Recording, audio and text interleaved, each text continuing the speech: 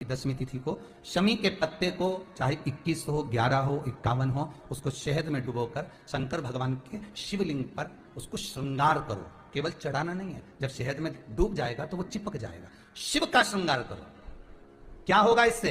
तो लिंग पुराण कहती है, नर्मदा पुराण कहती है, शंकर का जब हम शमी के पत्ते को शहद में डुबोकर श्रृंगार करते हैं, शंकर कहते हैं इसने श्रृंगार करा है तो क्यों ना मैं भी इसका धन का श्रृंगार कर इसको कर से मुक्त कर दूं, तब कर जा चुका।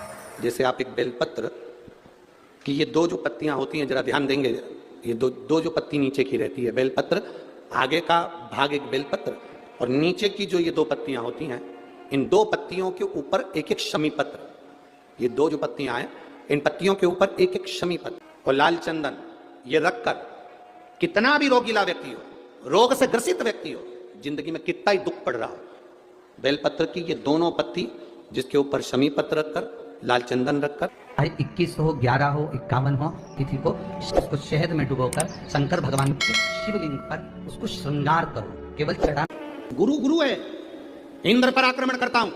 राजा रघु ने इंद्र पर सेना तैयार कर आक्रमण करना प्रारंभ करा। इंद्र का सिंहासन डोलने लगा। इंद्र दौड़ते दौड़ते भगवान ब्रह्मदेव के पास में गए। राजा रघु इंद्र पर आक्रमण कर रहे हैं, इंद्र लोक पर आ रहे हैं, क्या करा जाए? एक बच्चे को 14 करोड़ सोने की मुद्रा चाहिए, गुरु ने मांगी है इसीलिए लेकर जा रहा है उसको 14 करोड़ स्वर्ण मुद्रा। हाँ, क्या करें? इंद्र से कहा राजा रघु यहां पर आए स्वर्ण मुद्रा लेने के लिए, आप कुबेर को बुलाओ और कुबेर से कहो कि तू जाकर 14 करोड़ सोने की मुद्रा दे दे। कुबेर को बुलाया। कुबेर शमी का एक पत्ता तोड़ा, शमी का एक पत्ता कुबेर ने तोड़ा और पृथ्वी पर आकर शमी के पत्ते को तोड़कर कोस को दे दिया। कोस ये शमी का पत्ता ले। कोस ने कहा मुझे 14 करोड़ स्वर्ण मुद्रा चाहिए, इस पत्ते का क्या करूंगा? 14 करोड़ मुझे स्वर्ण मुद्रा चाहिए, इस पत्ते का क्या करूंगा? तब कुबेर ने जो पत्ता दिया और कोस से कहा कि यह बर्तन तू महर्षि को ले जाकर दे देना, वो महर्षि समझ जाएंगे इस पत्ते में क्या है। बर्तन तू महर्षि के पास में एक शमी का पत्ता ले जाकर कोस ने दिया। कोस ने जैसे ही दिया, बर्तन तू ने उस पत्ते को अपने सिर से लगा लिया और जान गया ये मेरे महादेव का शमी का पत्र है, एक पत्ते में 14 करोड़ सोने की मुद्रा का फल होता है। बर्तन तू महर्षि ने शंकर की आराधना कर शिव जी से हाथ जोड़कर प्रार्थना करी, बाबा प्रकट हो।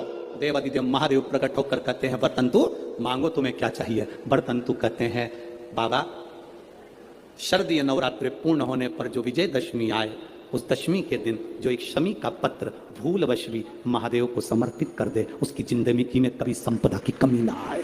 कई जगह पर विजयदशमी के दिन, कई स्थानों पर विजयदशमी के दिन शमी के पत्ते का लेन देन होता है। शमी के यहाँ होता है कि नहीं होता हमको स्मरण नहीं है, महाराष्ट्र में तो, पर कई जगह पर होता है। यहाँ पर भी शमी का जो पत्र होता है विजयदशमी के दिन लोग देकर उसको प्रणाम करते हैं, माता पिता को नमन करते हैं। क्यों?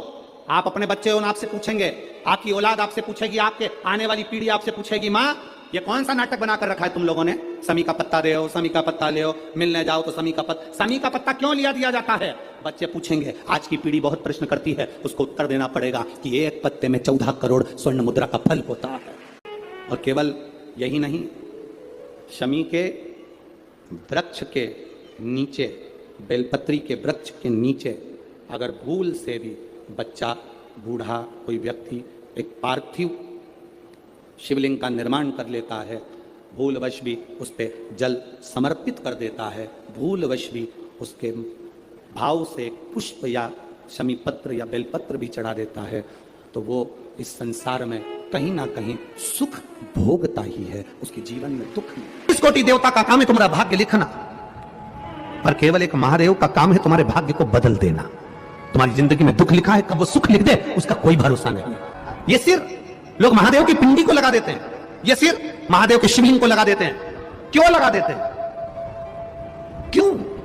ये ललाट पर जो दुख लिखा है, ललाट पर जो भाग्य में तकलीफें लिखी हैं, किस्मत में जो लिखा है, बेकार कुछ लिख दिया, शिव के शिवलिंग को ये शीश लग जाए, महादेव का स्पर्श मात्र हो जाए, ललाट पर लिखा उल्टा भी सुल्टा हो जाता है।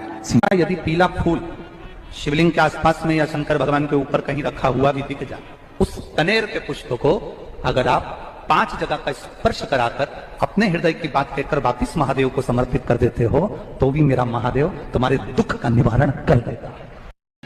ऐसा योग लगे आपके जीवन में कि आप जिस व्यापार को आपने करा उस व्यापार में आपको फल नहीं मिला, फिर आपने व्यापार चेंज करा, फिर बदल कर देखा, फिर उस व्यापार को कर देखा, उसमें फल नहीं मिला, तो हमारा निवेदन रहेगा उस व्यापार को बदलने से पहले एक काम जरूर कर देखो। 3 स्थान पर बेलपत्र को चढ़ाकर देखिएगा, वो व्यापार का धन वापिस नहीं आ पाएगा। तो बड़े दुखी होता है कि भाई मेरा गया हुआ पैसा नहीं आ रहा, मैं बड़ा कष्ट में हूं, मेरा खुद का ही आ जाए ना तो मैं निहाल हो जाऊं, मेरा अपना ही नहीं आ रहा जो गया हुआ है, तो मैं क्या परिणाम करूं, उसको क्या करूं। उनके लिए भी प्रयोग, ये शिव विद्येश्वर संहिता का ये भाव बड़ा सुंदर है। आप व्यापार पर व्यापार बदल कर देख लिए, धन भी हमारा कहीं डूब गया, आ नहीं रहा, तो प्रयास करना 3 स्थान पर चढ़ाई गई बेलपत्र हमें सुख अनुभव करा देते, बहुत ध्यान रखिए। पहला, अशोक सुंदरी की जगह। अब ये बेलपत्र जब भी आप चढ़ाएंगे तो रविवार की अगर प्रदोष पड़ जाए, कौन से दिन, रविवार की प्रदोष के दिन ये प्रयोग अवश्य कर देखिएगा। ज्यादा बार नहीं करना है, केवल एक ही बार करना, बाबा स्वयं कृपा करेगा। अपने मंदिर में, अर्थात अपने घर के पास कोई मंदिर हो, शिवालय हो, देवालय हो, जहां शंकर भगवान विराजमान हो, शिवलिंग हो, ऐसी जगह पर अवश्य करें। हमें कहीं दूर जाकर ये प्रयोग नहीं करना है, अपने शिवालय, अपने जो घर के आसपास में शिवालय हो वो।